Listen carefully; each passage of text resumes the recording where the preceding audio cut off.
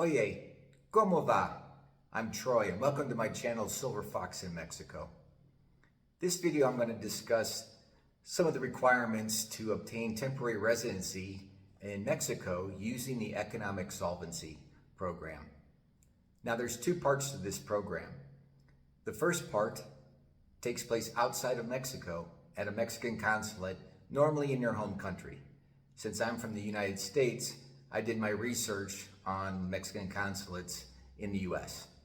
So I looked up on the internet the websites for Seattle, Los Angeles, Dallas, and Orlando, those Mexican consulates, and was surprised to find that not one of them gave any kind of information as far as the requirements to qualify for residency.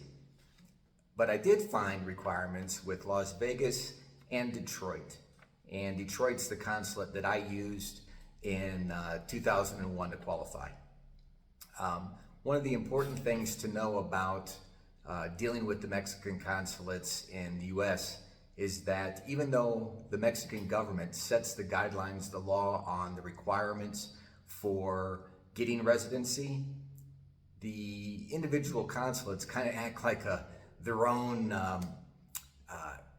fiefdom, their own kingdom. They kind of do what they want within some guidelines. And so it's not uncommon to talk to somebody who went to, say, the New York Mexican consulate and what they were required to provide versus somebody who went to, say, Las Vegas. So when you are talking to people and getting information, make sure you find out where they were at, which consulate they went to. And just because you don't meet the requirements at that one particular consulate doesn't mean you won't qualify, and you should definitely explore other consulates before you give up. So let's get down to it with the Las Vegas and Detroit and how they actually look at things. So when you do economic solvency for the temporary residency, there's two ways to qualify. The first one is you provide 12 months worth of bank statements or investment statements that show a certain dollar amount, and you need to maintain that for every ending balance above it. And which means if you fall below that even 1 month, you don't qualify. The second way to qualify is through income. And what they want is they want to see 6 months of bank statements showing the income going into your bank. Now, what are those income requirements? So let me look at my notes here real quick. So for the 12 month in the year 2024 in Las Vegas, it's currently $71,655.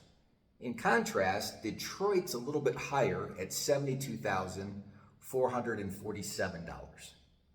Now, if you wanted to go the income amount, if you don't have that dollar amount for 12 months to go the 12-month bank statement program, they're looking for $4,300 every month for 6 months in Las Vegas, and Detroit's looking for $4,346 per month. And when you use that particular program, using the monthly income, what you need to provide is the 6 months of bank statements. They want to see an employment letter, or if you're retired, you can show a retirement letter. If you're self-employed, they want to see a business license to prove that you're self-employed, or they'll accept a 1099. When I went through in 2021, I was self-employed. I didn't want to go through all the hoops of trying to show the income because I didn't have a 1099. I didn't have a business license. I was going to probably have to provide tax returns, which are complicated to decipher. So I had the money in my account at that time, and so I just went ahead and used the 12-month bank statement program. Okay, so you've gone through and you've looked up and you're like, hey, I meet those requirements either with the 12 months or the income for 6 months, and now what do I need to do? So now is when you go and you contact the Mexican consulate of your choice. Both Las Vegas and Detroit request that you send an email requesting an appointment. They will respond back with your appointment date and what you need to bring to that appointment. For minimum is a passport that's good for at least 6 months. You make sure it's active, it's good for 6 months.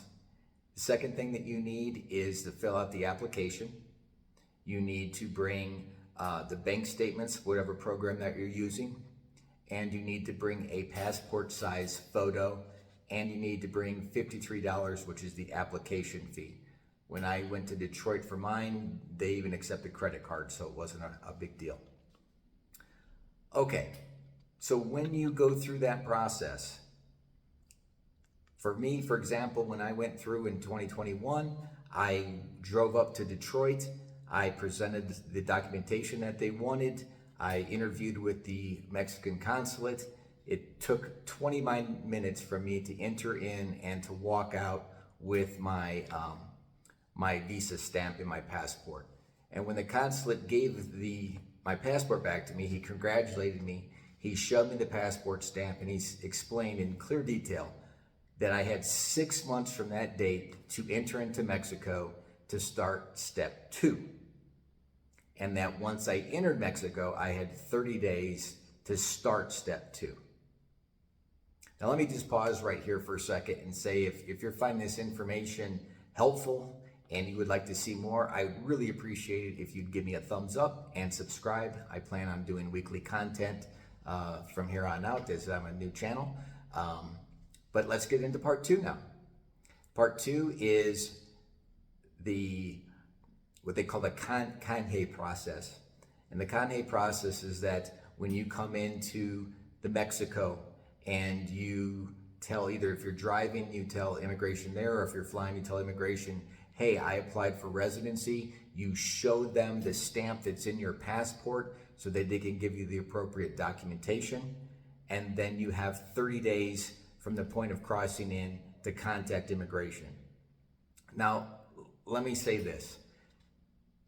Do yourself a favor. Unless you speak fluent Spanish or you really need the money, I highly advise going and contacting and hiring an immigration facilitator. That's what they're called here. The people that help you deal with immigration and get your card or your paperwork done is an immigration facilitator. When I came through, I went to San Miguel de Allende and I dealt with Sonia Diaz, who is amazing. She's done thousands of expats or foreigners coming in to get their residency. She has a person who works for her in Puerto Vallarta.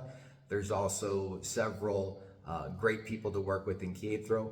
What I would suggest doing is save yourself a lot of hassle and hire a facilitator to help you in whatever city that you're going to go to. If you're going to a major city, just go to the Facebook expat group for that city and just inquire who's a reliable facilitator to help you with this process. And here's why. It's normally a one-day process. Should be easy peasy. However, it's Mexico and lots of things can go wrong. If your name's misspelled wrong, that's going to cause problems. If the machine's down, they're going to tell you to come back. What happened with me is the Detroit Mexican Consulate on January 1st had a complete 100% employee in turnover rate, which means none of the people I dealt with were there. So when San Miguel de Allende immigration office contacted the consulate, they couldn't get the documentation that they wanted or the answers that they wanted. It took me 9 days.